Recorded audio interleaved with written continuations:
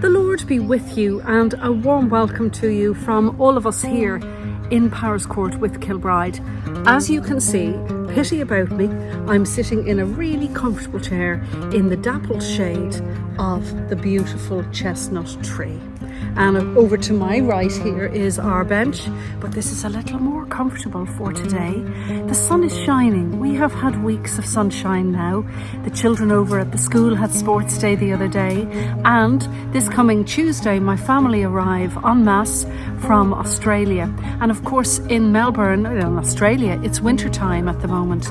So I'm just hoping that this warmth and sunshine will last for them, for their visit when they come over.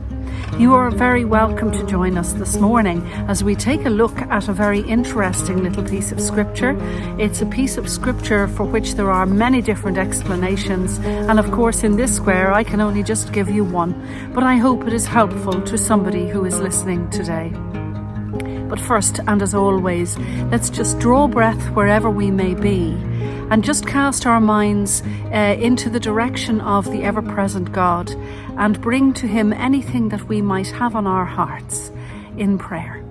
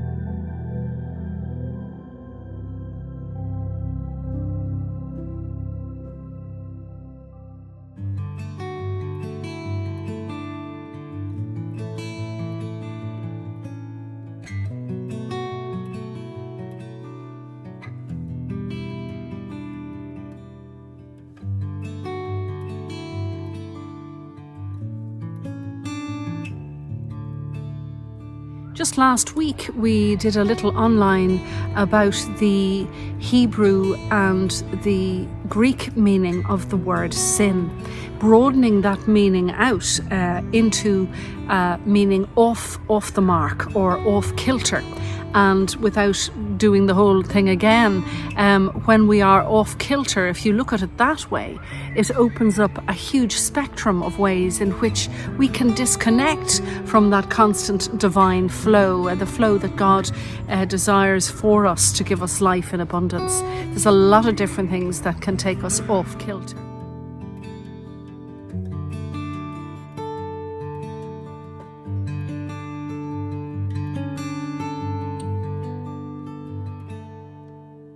of the things that can cause us to go off kilter, away from that divine source and force, is oppression. And oppression has many different faces. There can be societal oppression, rules and regulations that are made that favour the rich over the poor in society.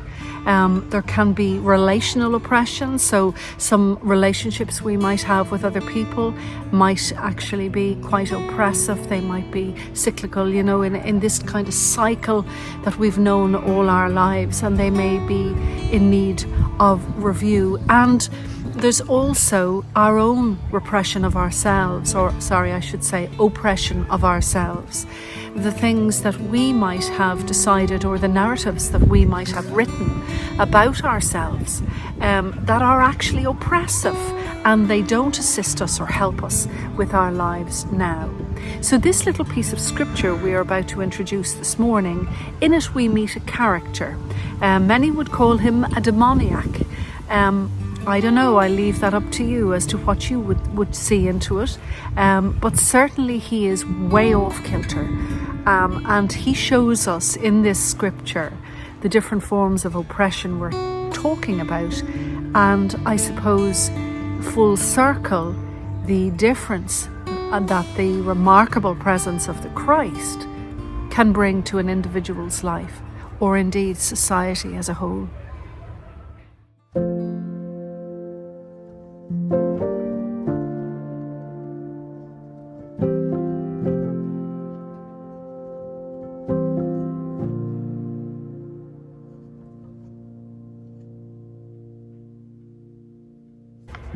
Then they arrived at the country of the Gerasenes, which is opposite to Galilee. As Jesus stepped out on land, a man of the city who had demons met him. For a long time he had worn no clothes, and he did not live in a house, but in the tombs. When he saw Jesus, he fell down before him and shouted at the top of his voice, "What do you have to do with me, Jesus, Son of the Most High God? I beg you, do not torment me." For Jesus had commanded the unclean spirit to come out of the man. For many times it had seized him, and he was kept under guard and bound with chains and shackles. But he would break the bonds and be driven by the demon into the wilds. Jesus then asked him, "What is your name?" To which the man replied, "Legion," for many demons had entered him. They begged him not to order them to go back into the abyss. Now there on the hillside a large herd of swine was feeding, and the demons begged Jesus to let them enter these. So he gave them permission. Then the demons came out of the man, entered the swine, and the herd rushed down the steep bank into the lake and was drowned. When the swineherds saw what had happened, they ran off and told in the city and in the country. Then people came out to see what had happened. And when they came to Jesus, they found the man from whom the demons had gone sitting at Jesus' feet, clothed and in his right mind.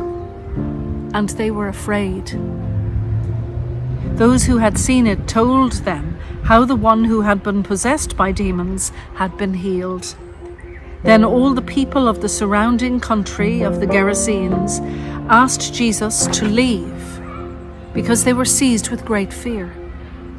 So he got into the boat and returned. The man from whom the demons had gone begged that he might be with him. But Jesus went away from him, saying, "Return to your home and declare how much God has done for you." So he went away, proclaiming throughout the city how much Jesus had done for him. This is the gospel of the Lord. Thanks be to God.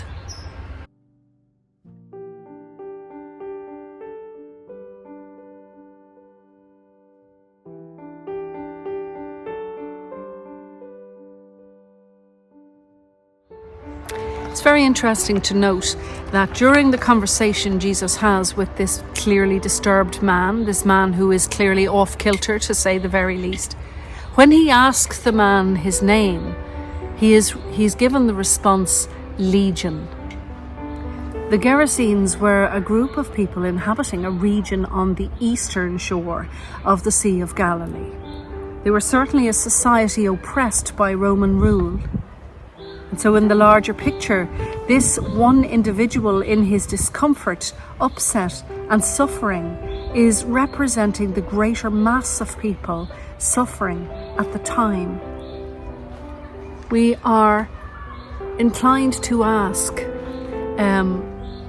within our own society, I know that the Lord himself asks us to speak out for those who are being treated unjustly. It could be very close to home, or it could be internationally. But we are being drawn by this scripture. We are being given the example of a legion, of a group of people oppressed by Roman rule, who are being drawn into the presence of one solitary figure, that's the Christ. It just shows you the difference of understanding, the difference of a way of being, living under oppression, and this rather magnificent presence of the Christ that absolutely changes everything.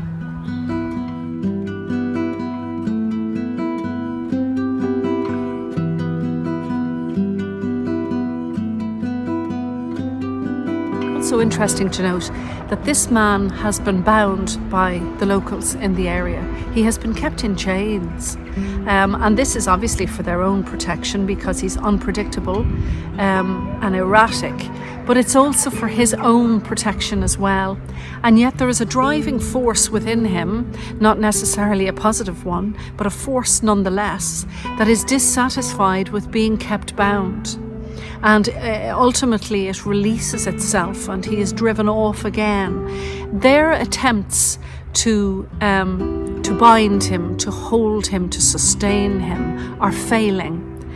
To be bound into something isn't necessarily the answer, and it begs us to think today, what are the binds that hold us from either our authentic selves, the binds that keep us, as I mentioned earlier, in a sort of a narrative or a relationship or within a society that are no longer acceptable. And what would the presence of the Christ walking into this type of a condition do to change things? And you know him so well at this stage. How do you think his presence might change that type of a situation in your life? And what would he say to you about that?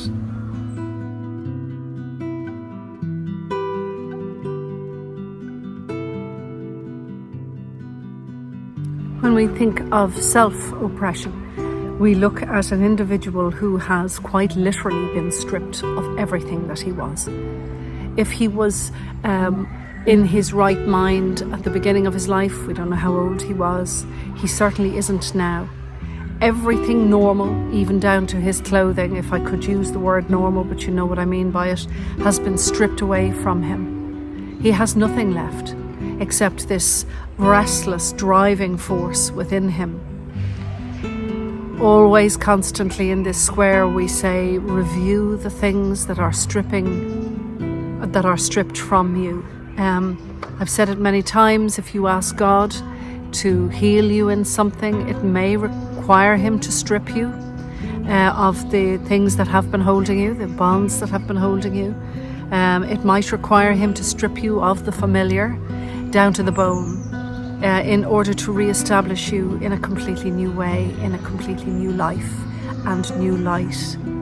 So I suppose this poor, naked, distressed man can actually speak of the human soul at times, which has been through immense hurt or negativity. And again, I will tell you that into this, the life of this soul, walks the power of the Christ.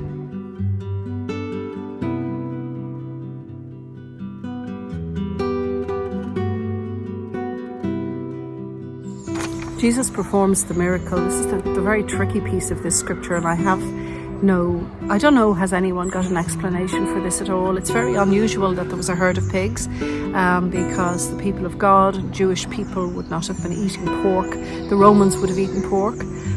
So these are probably selling pigs or raising pigs for the Romans. That's another sign of their oppression. But it says that the demons within this man have some form of a discourse with Jesus, and they beg not to go back into the abyss, and he sends them into a herd of swine, and the swine plummet to their death. I have questions unanswered about this, but I wanted to move from that into what happens next.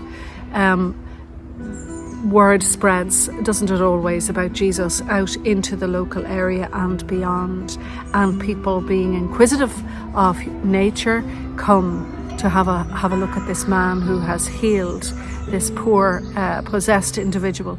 And they find the man who had been possessed at Jesus' feet. He has given his life to the Lord. He wants to follow him. But the people who come, when they see this, are afraid. They ask Jesus to leave. Now, can we take from that how utterly difficult change is, even if it's change for the better? You have a man who is causing no amount of trouble to himself and his community, and you would imagine there would be a sense of relief, but there's a sense of fear, because a great change has occurred at the hands of Jesus. And they go off, they tell him to go off, and he does. He complies. He gets into a boat and he goes off to the other side again. And he says to the man, look, I know you want to come with me, but actually the best thing you can do is go and tell everybody what God has done for you, and you are the living proof. Firstly, change is terrifying, even if it's change for the better. And so, even within our own churches, within our own lives, if we are tuned in to the Spirit and we ask for the Spirit's guidance, may we have the courage to follow what we hear. The best thing that we can do, like that man, is to live our lives, use our words to say what God has done for us. That can be maintaining a beautiful garden because of your appreciation of nature. It can be trying to preserve our swallows in a church porch. But the message for us today, at the very end of this lengthy online, sorry about the length of it, is that we are being asked by the Christ to go out and shine the light of appreciation for what God has done for us.